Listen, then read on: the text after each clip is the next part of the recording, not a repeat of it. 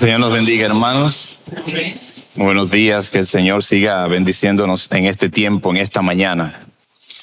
Y quisiera empezar nuestro tiempo en la palabra del Señor indicando lo que podría ser la idea o el principio que quiero dejar transmitido en esta mañana. Como saben, estamos en una serie a través de las cartas de nuestro Señor Jesús a las iglesias de Asia Menor. Y en esta ocasión vamos a hablar de la iglesia en Tiatira. Y el mensaje del Señor a la iglesia de Tiatira es muy sencillo, pero claro.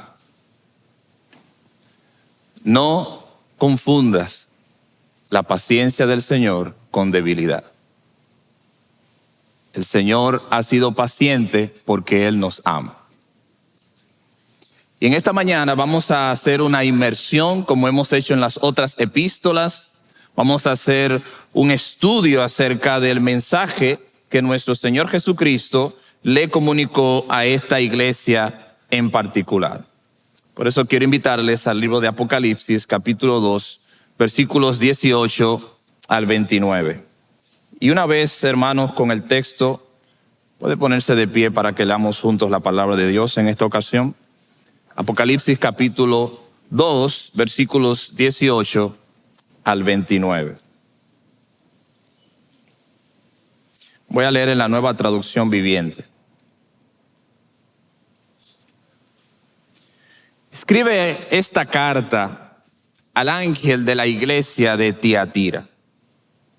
Este es el mensaje del Hijo de Dios, el que tiene los ojos como llamas de fuego y los pies como bronce pulido. Dice esto: yo sé todo lo que haces.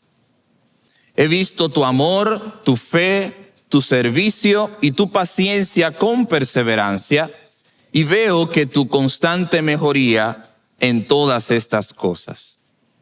Pero tengo una queja en tu contra. Permites que esa mujer, esa Jezabel, que se llama a sí misma profetisa, lleve a mis siervos por mal camino. Ella les enseña a cometer pecado sexual y a comer alimentos ofrecidos a ídolos. Le di tiempo para que se arrepintiera, pero ella no quiere abandonar su inmoralidad. Por lo tanto, la arrojaré en una cama de sufrimiento, y los que cometen adulterio con ella sufrirán terriblemente, a menos que se arrepientan y abandonen las maldades de ella. Heriré de muerte a sus hijos. Entonces todas las iglesias sabrán que yo soy el que examina los pensamientos y las intenciones de cada persona, y le daré a cada uno de ustedes lo que se merezca. Pero también tengo un mensaje para el resto de ustedes en Tiatira, los que no han seguido esa falsa enseñanza. Verdades más profundas, como ellos la llaman, que en realidad son profundidades de Satanás. No les pediré nada más, solo que retengan con firmeza lo que tienen hasta que yo venga. A todos los que salgan vencedores y me obedezcan hasta el final, les daré autoridad sobre todas las naciones. Gobernarán las naciones con vara de hierro y las harán pedazos como si fueran ollas de barro. Tendrán la misma autoridad que yo recibí de mi Padre, y también les daré la estrella de la mañana. Todo el que tenga oídos para oír debe escuchar al Espíritu y entender lo que Él dice a las iglesias. Amén. Dios bueno, Padre, bendice tu palabra en esta mañana y ayúdanos a ser hacedores y no solo oidores, Señor. Conmueve, transforma, inquieta, trae cambios a nuestros corazones. Y que salgamos de aquí, Señor, confrontados con tu palabra, pero al mismo tiempo animados, porque tu gracia aún está presente en nosotros. En el nombre de Jesús. Amén. Pueden sentarse, hermanos. Gracias por ponerse de pie. Y estamos en esta serie acerca de las iglesias del Señor Jesucristo, a las iglesias que estaban en Asia Menor. Y yo creo que es correcto, por el tiempo que ha pasado, transcurrido entre una y otra, que hagamos una especie de resumen muy breve de lo que hemos visto hasta ahora. Si usted va conmigo al capítulo 2, que es donde inicia el mensaje del Señor a las iglesias, hemos transitado por la iglesia de Éfeso, por la iglesia de Esmirna y por la iglesia de Pérgamo. En el día de hoy vamos a hablar de la iglesia de Tiatira. Y si usted quiere una especie de resumen de lo que hemos visto en cada una de las iglesias, ahí les va. En la iglesia de Éfeso, por ejemplo, la idea principal, lo que quisimos estar transmitiendo en esa ocasión, fue lo siguiente. La iglesia de Éfeso era una iglesia fiel y celosa doctrinalmente, pero débil en su amor y su dedicación al Señor. En pocas palabras, fue una iglesia que empezó bien, que tuvo un buen inicio, buen ánimo, mucho fervor, pero sus últimas obras entonces ya no eran concurrentes a lo que ellos habían iniciado. Era una iglesia con mucha fidelidad doctrinal, era una iglesia defensora de la palabra de Dios, pero interiormente era una iglesia débil. Nos fuimos luego a la iglesia de Esmirna, una iglesia que el mismo Señor describe como una iglesia pobre exteriormente, pero interiormente rica. Una iglesia en un lugar difícil, con una situación y una economía que presionaba a la iglesia a la adoración y a la idolatría de aquellos ídolos de la época. Era una iglesia que, aunque había aparentemente estado en condiciones de pobreza, realmente de forma espiritual era una iglesia a la cual Dios alababa. De tal manera que el sufrimiento que ellos estaban atravesando no era realmente todo lo que el Señor quería para esa iglesia. Y por último, la última entrega, vimos la iglesia de Pérgamo, una iglesia fiel pero permisiva, que permitía que los falsos maestros enseñaran en la iglesia y desviaran del camino a muchos hermanos de la fe. Como recuerden, era una iglesia que estaba ubicada en un lugar estratégico, era una especie de peña alta donde el acceso a la ciudad era muy difícil para que otros pueblos pudieran llegar allí. Y allí esta iglesia germinó, pero igual que la iglesia de Tiatira tuvo que enfrentar situaciones que vamos a estar describiendo en esta mañana. Y eso hemos visto hasta el día de hoy. Y como hemos apuntado en otros momentos, el principio aquí es entender que ninguna de estas iglesias, de una forma u otra, es igual a cualquier iglesia en esta generación, sino más bien que los principios que el Señor les comunica a ellos, las advertencias o las alabanzas, pueden ser replicadas, imitadas o rechazadas para nosotros en el día de hoy. De tal manera que nosotros podríamos tomar de este amplio menú de exigencias y de reconocimientos y tomar lo que nos corresponde a cada uno de nosotros. Y llegamos a la iglesia de Tiatira, que si usted va conmigo al capítulo 2, de manera inicial hay un contraste marcado con la iglesia de Éfeso, que fue la primera iglesia que vimos. ¿Cuál es el contraste? Que la iglesia de Éfeso empezó bien. Era el primer amor, Dios era el primer amor, Cristo era su primer amor. Y como se espera en la vida cristiana, a medida que avanzamos, a medida que el tiempo pasa, se espera que un verdadero creyente madure y crezca. Pero en la iglesia de Éfeso había ocurrido todo lo contrario.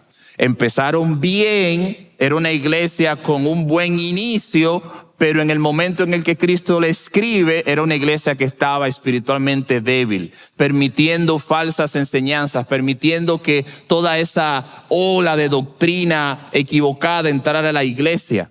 Y Cristo lo señala. Pero en el caso de la iglesia de Tiatira es hermoso el señalamiento de Cristo.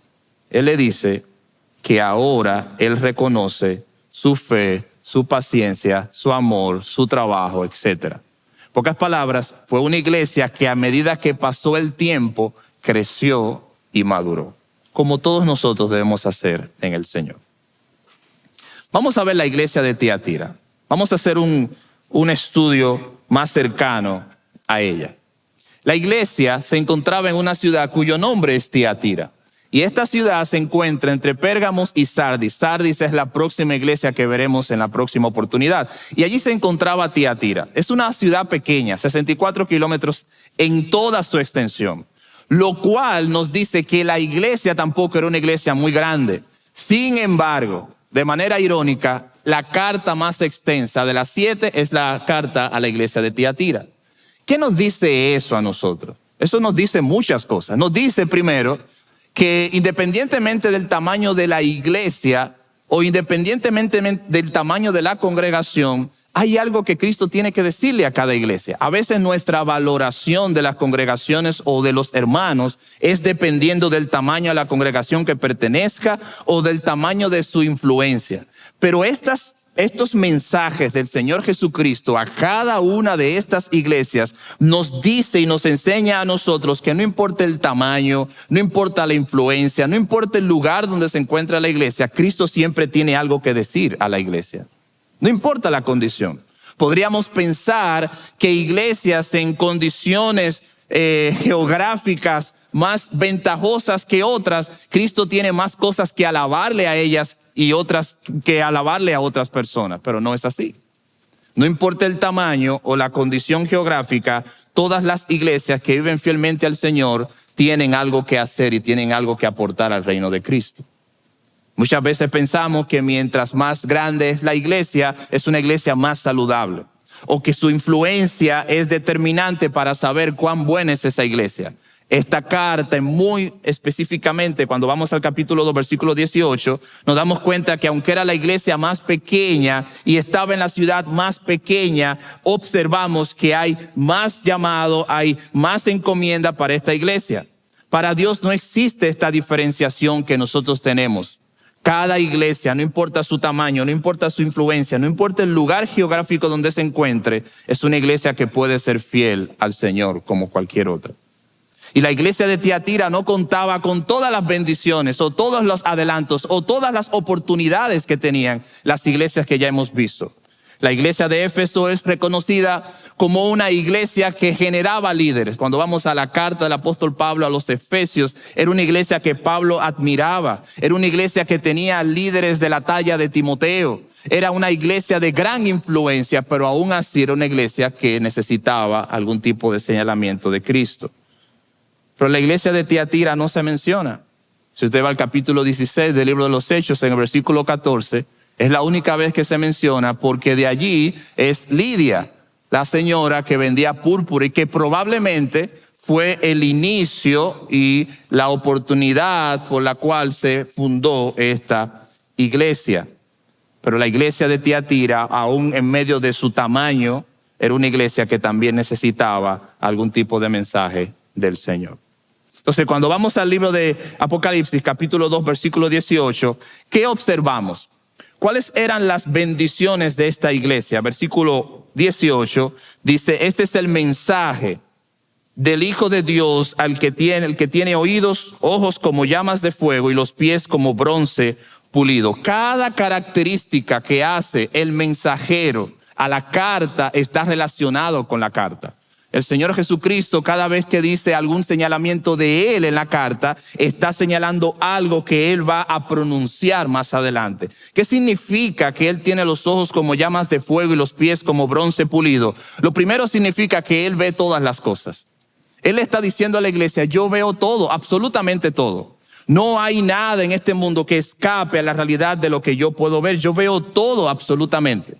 No importa el lugar, no importa la circunstancia, no importa cuán antiguo sea el hecho o el evento, yo lo sé, lo he visto y lo veré. Y Él está diciendo a la iglesia de manera introductoria, lo que yo le voy a decir, yo lo he visto. Y lo he visto y lo he palpado y mis ojos han sido testigos diariamente de este hecho que yo le voy a describir. Y esto es bueno para el que hace lo bueno. Pero esto es terrible para el que hace lo malo. Porque si Cristo ve todo al que hace lo bueno, tendrá, como dice el versículo 19, un reconocimiento. Versículo 19 dice, yo sé todo lo que haces. He visto tu amor, tu fe, tu servicio y tu paciencia. Si a quién no le gusta el reconocimiento de las cosas buenas que hace. Cristo los reconoce y dice, yo lo he visto todo, yo he estado presente allí. Mis ojos están viendo todo. Como leíamos en el Salmo 24, de Jehová es la tierra y su plenitud del mundo y los que en él habitan. En pocas palabras, Él está pendiente diariamente de todo lo que ocurre en su creación. A diferencia de lo que muchas personas piensan, que Dios ha dejado el mundo a su suerte, Dios tiene el control de todo lo que está ocurriendo. Pero dice el versículo 18 también, no solamente Él tiene ojos, sino que estos ojos tienen una característica. Dice que son ojos como llama de fuego. ¿Qué significa? Bueno, significa que no hay ningún espacio material en el cual su vista esté limitada.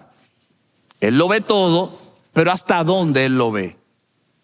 Bueno, la característica del versículo 18 lo dice, sus ojos son como llamas de fuego. Es decir, no hay ningún tipo de restricción a la vista de Dios. Él ve todo, en cualquier lugar en el que te escondas o nos escondamos, Él ve todo, dice el versículo 18. Por eso sus ojos tienen esa capacidad. Por eso nosotros debemos valorar esto de tal manera que entendamos que cuando Él dice que Él lo ve todo, es porque Él lo ve todo. Las llamas de fuego se refieren a lo profundo que puede llegar su mirada. No existe, mis hermanos, para Cristo ningún material, nada que pueda oponerse a la vista del Señor. Sus ojos de fuego destruirá cualquier cosa de lo cual tú quieras oponer para que Cristo no vea lo que estás haciendo. Pero también dice el versículo 18 que sus pies de esta persona, de Cristo, son como el bronce bruñido. Si usted va al versículo 27 de este mismo capítulo 2, se dará cuenta de la relación. Dice, y las regirá con vara de hierro y serán quebradas como vaso de alfarero. ¿Qué significa? Que Cristo no solamente ve todo, sino también que Él con sus pies puede destruir cualquier acción que vaya en contra de alguien a quien Él ama o a sus hijos.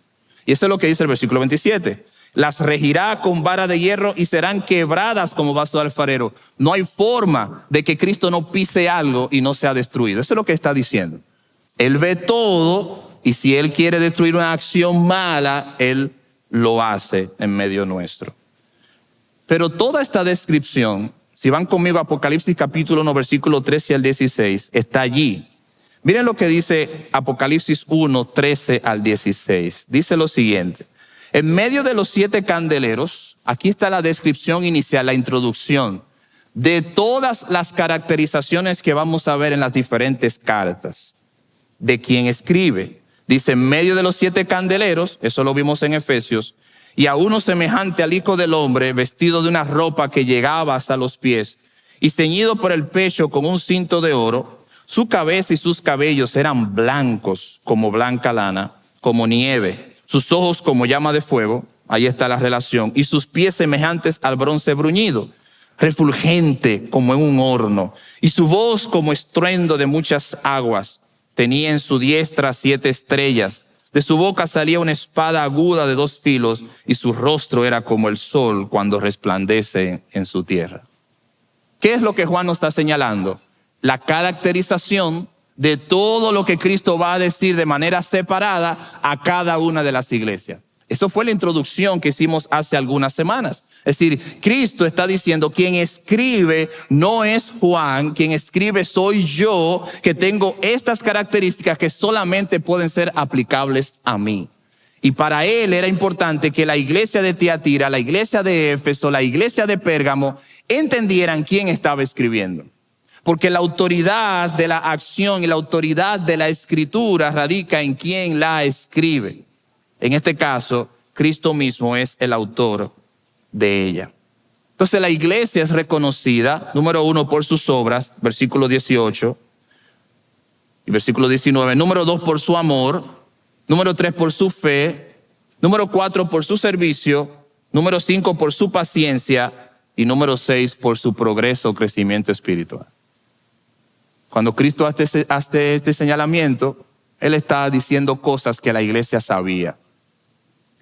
Yo reconozco que eres fuerte, que has madurado, que te has empeñado en crecer, que de verdad hay cosas que estaban en tu vida, pero he visto tu esfuerzo y tu dedicación. He visto como en los otros patrones de las otras iglesias, he visto cómo es esta parte positiva en ti. Y mientras estudiaba esto, me preguntaba, si están todos estos elogios, ¿qué pudiera haber de malo en esta iglesia? Si usted vuelve conmigo al versículo 18 y 19. Miren los reconocimientos del Señor. Sus obras, ustedes están obrando bien. Están trabajando, se esfuerzan. Son hermanos y hermanas que están dedicados en la obra de Dios. ¿Quién no quisiera escuchar eso? Número 2, su amor. ¿Cuál es uno de los mandatos? ¿Cuál es uno de los señalamientos que Cristo constantemente hace de los hermanos en la fe y que Él nos demanda a nosotros? Que nos amemos unos a otros. Pues esta iglesia se amaba. Número 3, su fe, sin duda. Número 4, su servicio. Número 5, su paciencia. Y número 6, su progreso espiritual. Esta iglesia lo tenía todo. No era una iglesia de gran influencia, era una iglesia pequeña, pero una iglesia creciendo y madurando. ¿Qué puede decir el Señor de esto? ¿Qué puede señalar Cristo de esta iglesia? ¿Cómo puede esta iglesia estar mal si tiene todo esto en su corazón y en su accionar? Progreso, paciencia, servicio, fe, amor, etc. Y eso es algo sumamente importante. Porque alguien que tenga todo esto dirá, no me falta nada más. Alguien que tenga todas estas características podría pensar en su mente, ¿qué habrá de señalarme el Señor a mí? Soy una persona de fe, una persona de amor, una persona de servicio, una persona de paciencia, una persona que estoy creciendo en el Señor. ¿Qué me falta? Pero aunque no tenemos recursos, ese ¿qué me falta? Es la misma idea que tenía el joven rico. Porque no importa cuán completo nosotros entendamos que estamos, siempre necesitamos del Señor. No importa en el mejor lugar o momento de tu existencia cristiana, siempre hay algo que el Señor puede señalar de nosotros porque Él nos conoce con ojos de fuego. Alguien podría ver tu fe y decir, ese hermano es una persona de fe. Alguien podría ver tu amor, alguien podría ver tu paciencia. Podemos ver tu crecimiento espiritual. Pero eso es lo que nosotros vemos. Cristo señala lo que nosotros no podemos ver.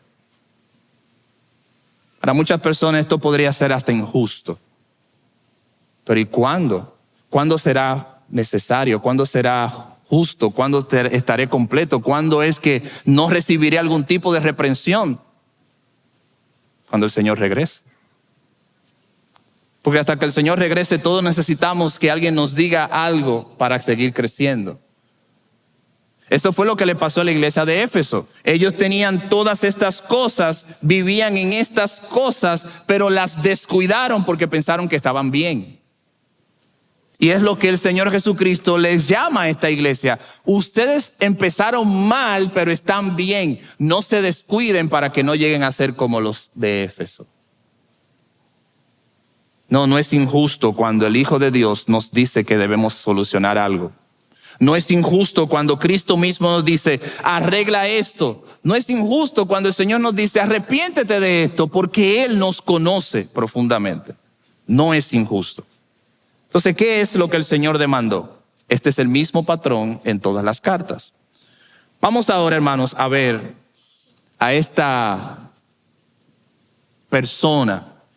Y yo quiero que nos detengamos un poco porque este es el señalamiento negativo que hace el Señor a esta iglesia.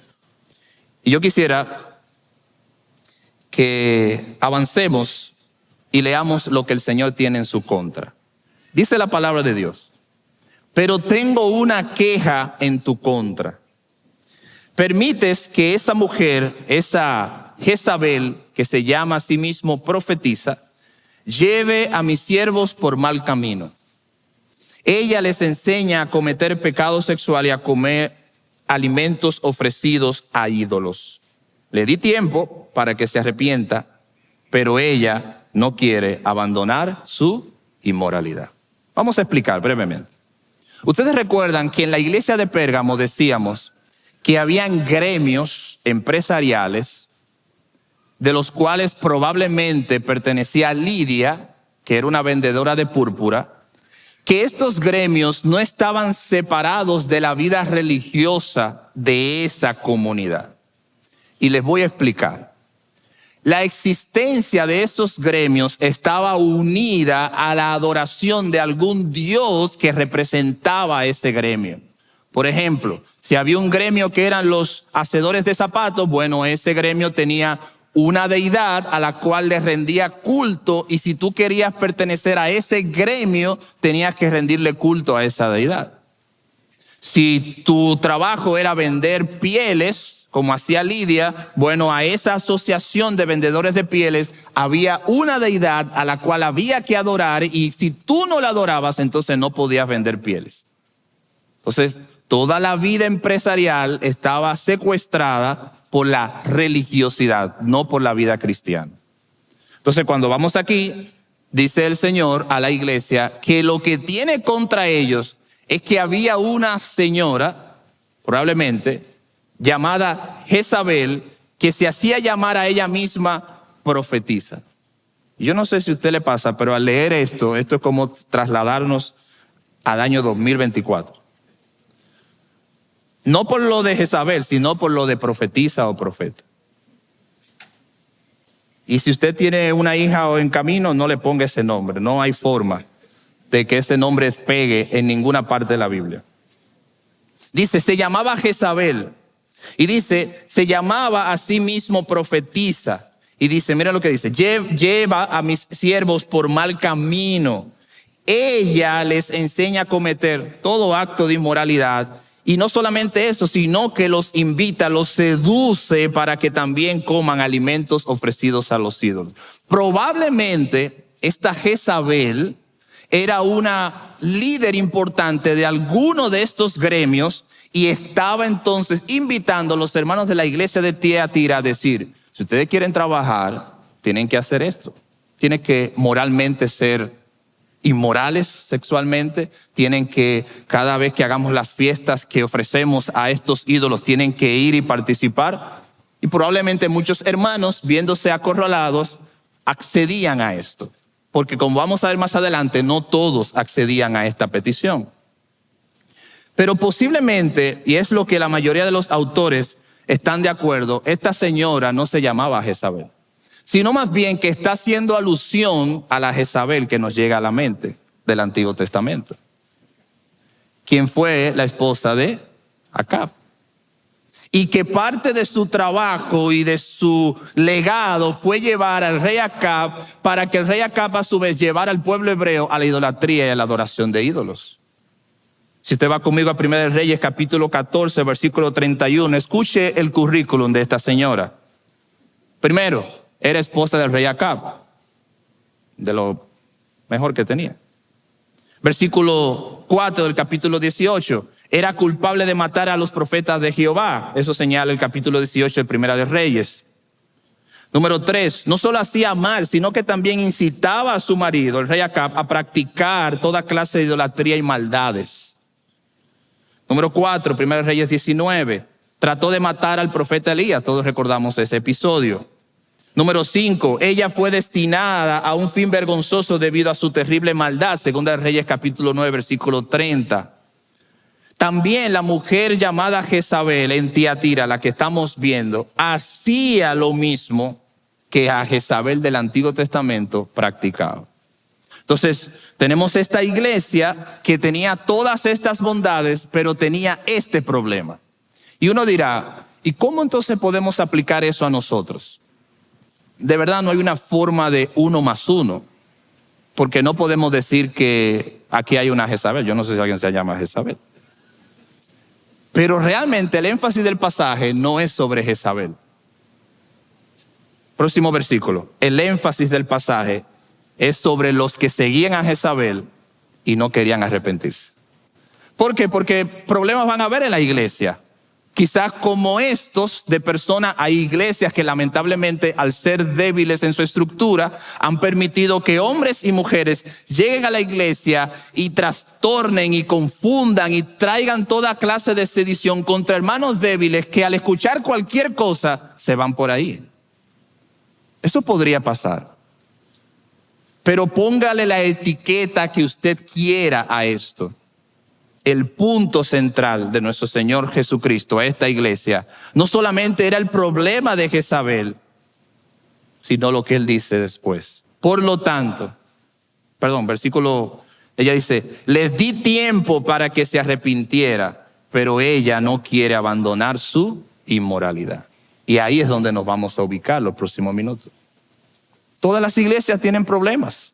Por eso les decía que qué importante es que sepamos que las cartas del Señor Jesucristo a estas iglesias es una amalgama de oportunidades de vernos a nosotros mismos. Porque aquí hay iglesias influyentes, aquí hay iglesias grandes, aquí hay iglesias medianas, aquí hay iglesias pequeñas como la de Tiatira, de forma tal que yo pudiera ubicarme en mi propia vida o nuestra iglesia en cualquiera de estos ejemplos.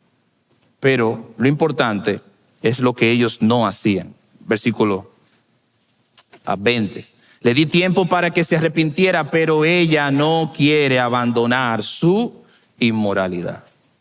Y sigue diciendo, por lo tanto la arrojaré en una cama de sufrimiento, y los que cometen adulterio con ella, o sea, hermanos o personas de la iglesia que estaban siguiéndola, sufrirán terriblemente a menos que se arrepientan y abandonen las maldades de ella. Heriré de muerte a sus hijos. Entonces todas las iglesias, fíjense el mensaje, todas las iglesias sabrán que yo soy el que examina los pensamientos con ojos de fuego y las intenciones de cada persona, y le daré a cada uno de ustedes lo que se merezca. Esta es la parte seria. Porque olvidémonos de Jezabel o del morbo que produciría pensar lo que ella hacía en la iglesia, lo cual es terrible. Pensemos y posicionémonos nosotros en el tiempo que el Señor nos ha provisto de nuestros pecados ocultos y no nos hemos arrepentido. Yo creo que ahí es donde está el énfasis. Porque cuando seguimos más adelante y lo que vamos a seguir viendo es cómo el Señor contrasta que dentro de esa iglesia sana, amorosa, con fe, ferviente, estaba esta situación en particular. Y nosotros tenemos que vernos reflejados en cómo yo estoy viviendo mi vida fuera de los reflectores de la iglesia de Cristo. Entonces vamos a ver en unos minutos ahora lo de la paciencia del Señor. Y lo primero que vamos a estar viendo es que el Señor es paciente con nosotros. El Señor nos da tiempo. El Señor tiene misericordia. Capítulo 2, versículo 21. El Señor le dio tiempo a esta señora. Y al examinar la historia bíblica, esto no es nuevo. Apocalipsis es lo último ya que encontramos en la Escritura. Pero a lo largo y ancho de la Biblia, Dios ha sido paciente y misericordioso. Por eso decía al principio, no confundamos la paciencia del Señor como una debilidad de Dios, sino que es muestra de su misericordia. Dios no hizo al mundo y todo lo que hay bajo el mundo, bajo ira o reprensión, lo hizo basado en su amor y su misericordia. De manera que cada espacio de este inmenso universo está bañado y revestido de su amor por la humanidad. Bien lo dice el salmista, el Salmo 100, capítulo 100, versículo 3, dice, reconoced que Jehová es Dios, Él nos hizo y no nosotros a nosotros mismos, pueblo suyo somos y ovejas de su prado. Dios conoce nuestro obstinado corazón, que somos duros, difíciles, pecadores, que no es fácil doblegar nuestro corazón ante las demandas del amor de Dios, pero Dios nos pide que por amor a su sacrificio nos arrepintamos de nuestros pecados. Él nos da tiempo. Dios espera que lleguemos al momento de entender que su tiempo es misericordia, que su tiempo no es permisibilidad. Que Él no está siendo paciente para que entender que nosotros hemos ganado el juego, sino que Él está esperando que procedamos al arrepentimiento. Pero la pregunta importante es, ¿tenemos tiempo? Yo creo que cuando examinamos el texto, esta pregunta gira, ¿tenemos tiempo? ¿Por qué? Porque el texto dice, yo le he dado tiempo para que se arrepienta. ¿Tenemos tiempo? Bueno, en el sentido cronológico, tú podrías decir que sí. Muchas personas ven el tiempo como algo circular. Yo estoy aquí en este punto y luego volveremos a estar en este punto, como si el tiempo no tuviera sentido. Por eso muchas religiones creen en la reencarnación, creen que tú eres capaz de volver a existir en otra vida, en otro ser, pero el tiempo que nos enseña la Biblia es lineal. Tiene un principio para nosotros y tendrá un final con el juicio del Señor. Es lineal, hay un propósito. Cuando el Señor le dice a esta señora, yo le he dado tiempo, ¿qué significa? significa dos cosas. Número uno, Él es el dueño del tiempo. Él dice, yo le he dado tiempo. Él es el dueño del tiempo. De manera tal que si estamos con vida y aún sabemos que estamos haciendo lo malo, no te estás burlando de Dios porque Dios gobierna el tiempo. Él te está dando tiempo. No es que Dios se ha olvidado de nosotros y de lo que estamos haciendo, sino que Él nos está dando tiempo. No es que tú has escapado y has vencido con tu mal lo que estás haciendo, sino que Él nos está dando tiempo. Por eso, esta expresión es fuerte en el texto, porque Dios le está diciendo, Cristo le está diciendo a esta señora y le está diciendo a la iglesia que el tiempo del cual Él es dueño no es una evidencia de debilidad, sino que es una evidencia de misericordia. De manera que si estamos haciendo algo mal recurrentemente, no pienses que porque el Señor no te ha juzgado, te has burlado, sino porque Él tiene misericordia para que vengas al arrepentimiento. Por ejemplo, cuando nosotros vemos las Escrituras, nosotros vemos todo el camino de la salvación, que empezó desde Génesis 3:15, cuando el Señor prometió que de la mujer vendría uno que vencería, heriría a la serpiente y la obra que Él hizo en Génesis.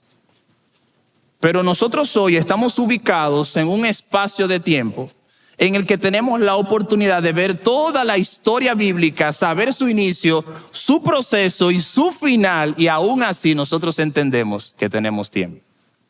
Eso no lo tenían otras personas. Hay personas que piensan, a mí me hubiera gustado vivir en los tiempos de Cristo. Esto hubiera sido algo genial. ¿Tú te imaginas caminar con el Señor y estar con el Señor y ver al Señor y hablar con Él y predicar junto a Él?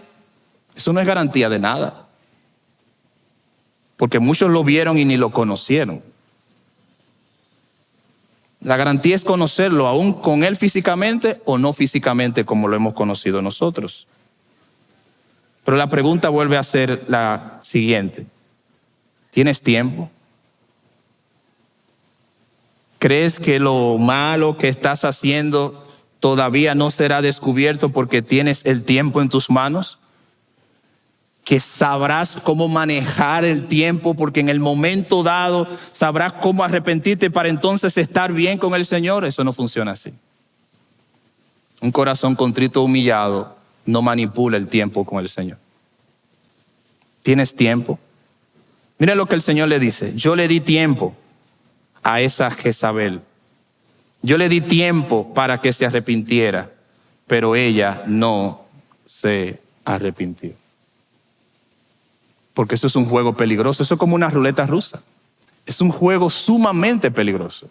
Primero porque el Señor es el dueño del tiempo. Y lo segundo que enseña es que el tiempo no está bajo nuestro control. ¿Qué nos dice el Señor de su venida? El Señor nos dice, yo vendré en el momento en el que nadie me esté esperando. Y hay personas tan creativas que han formulado todo un calendario de cuándo el Señor va a venir. Cuando claramente el Señor dice, yo vendré de sorpresa. Pero aún más cuando el mismo Señor Jesucristo dice, eso está escondido para el Padre. Oiga, el Señor Jesucristo. ¿Qué nos quiere decir eso? Que el tiempo no es algo que yo puedo manejar de manera tal que yo debo acceder a la gracia y la misericordia de Dios para poder tener paz en mi alma y en mi corazón. Vamos al libro de Romanos. Yo quiero que vayamos a Romanos, capítulo 2, versículo 4. Dice el apóstol Pablo, hablando de esto, lo siguiente.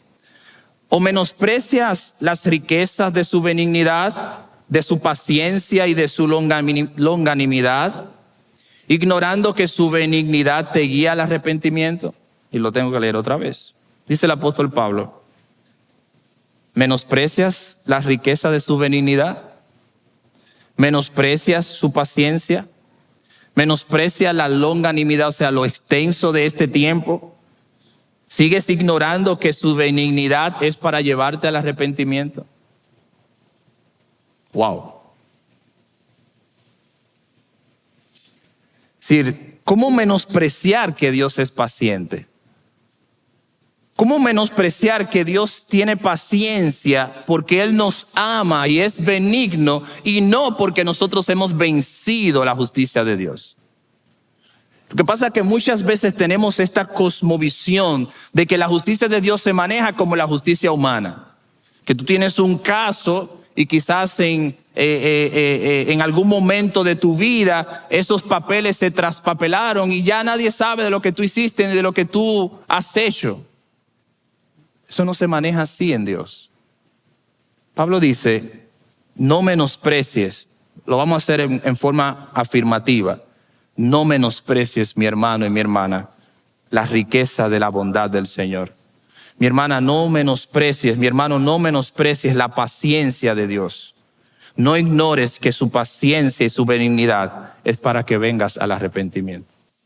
No lo ignores, porque como a esta Jezabel, vendrá un momento en que el juicio de Dios vendrá sobre nosotros. Número 2, rapidito, versículo 22. No solamente Dios tiene tiempo, sino que el tiempo de Dios termina. Job capítulo 2, versículo 10 nos apoya esto. ¿Qué pues recibiremos de Dios el bien y el mal no lo recibiremos? En todo esto no pecó Job con sus labios. Esta semana escuché a un periodista muy reconocido que decía que él no cree que haya un infierno, que el infierno es una creación y una manipulación de la religión para que la gente venga a Dios. Esto se parece a doctrina de Jezabel. Es como que ellos están diciendo, bueno, la única razón por que las iglesias están llenas, lo cual no es una verdad,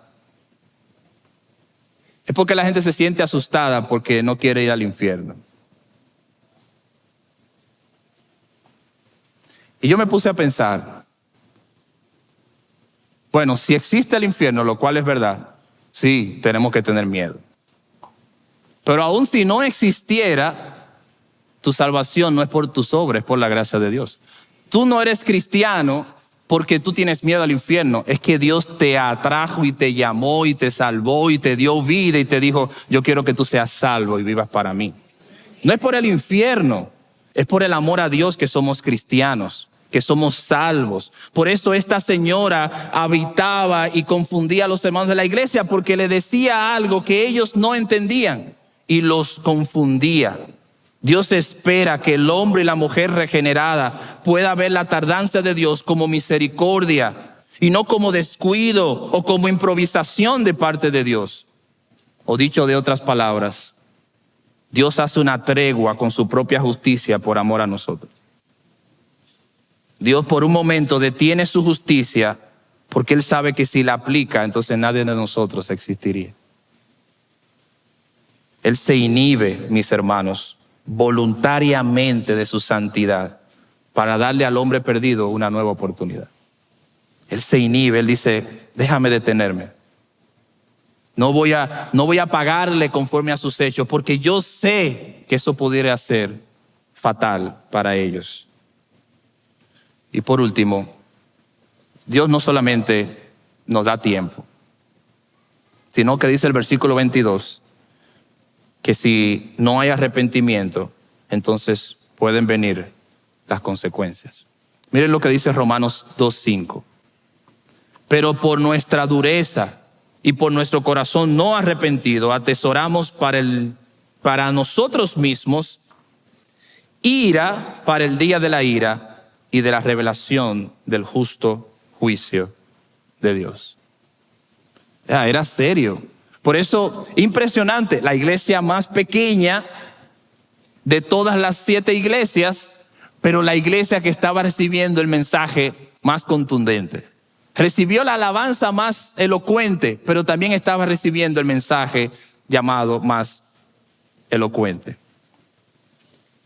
¿Qué hacemos nosotros? Si eres de los de Jezabel, ven al arrepentimiento. Pero si no, miren lo que dice el Señor y con esto terminamos. Versículo 26, al final. No solamente habían partidarios de Jezabel, sino también que había otro grupo de hermanos, lo cual es muy esperanzador. Dice el versículo 26, pero también tengo un mensaje para el resto de ustedes en Tiatira. Los que no han seguido esa falsa enseñanza. Miren cómo le llamaban ellos. Verdades más profundas, entre comillas, pero que en realidad son profundidades de Satanás, dice el Señor. No les pediré nada más. Claro, estaban en fe, en amor, en misericordia. No les pediré nada más. Solamente, lo único que les pido es que retengan con firmeza lo que tienen hasta que yo venga. A todos los que salgan vencedores y me obedezcan hasta el final, les daré autoridad sobre todas las naciones. Gobernarán las naciones con vara de hierro y las harán pedazos como si fueran ollas de barro. Eso es a todos aquellos que no obedecen y no viven en la maldad. Entonces sí hay esperanza. No es simplemente decir que tú eres de los del camino de Jezabel. Es que realmente, dice el Señor, que Él reconoce, como sus ojos conocen a todo el mundo, Él sabe que en una congregación hay personas que necesitan escuchar el mensaje y la advertencia de Jezabel, pero hay personas que necesitan escuchar, sigue adelante que vas por buen camino. Todos nosotros recibimos algo. Los que están en desobediencia al arrepentimiento y los que están viviendo en obediencia, sigan adelante porque todavía falta mucho que hacer. Les daré autoridad, dice el texto. Gobernarán las naciones. Eso le gusta a mucha gente. No tenemos tiempo para hablar de eso, pero no crea que le van a dar un país a usted ni nada de eso. Para que no se vayan confundidos. Tendrán la misma autoridad que yo recibí de mi Padre. Ahí le gusta decir amén, mucha gente. Y también les daré la estrella de la mañana. Todo el que tenga oídos para oír debe escuchar al Espíritu y entender lo que Él le dice a las iglesias. O sea, entienda, si usted está viviendo alejado del Señor, no crea que tiene tiempo, venga y arrepiéntase.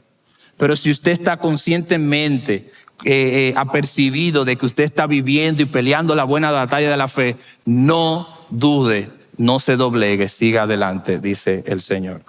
Y terminamos con algunos consejos prácticos. Primero, hermano, hermana, tú tienes una promesa. Todo el que entienda que está engañando al Señor, a sí mismo se está engañando. Número 2, el tiempo es para vivir para el Señor, no para vivir en contra de Él. Número 3, Dios te promete que si lo estás haciendo bien, Él te bendecirá y te guardará para el día postrero. Que el Señor nos bendiga. Amén.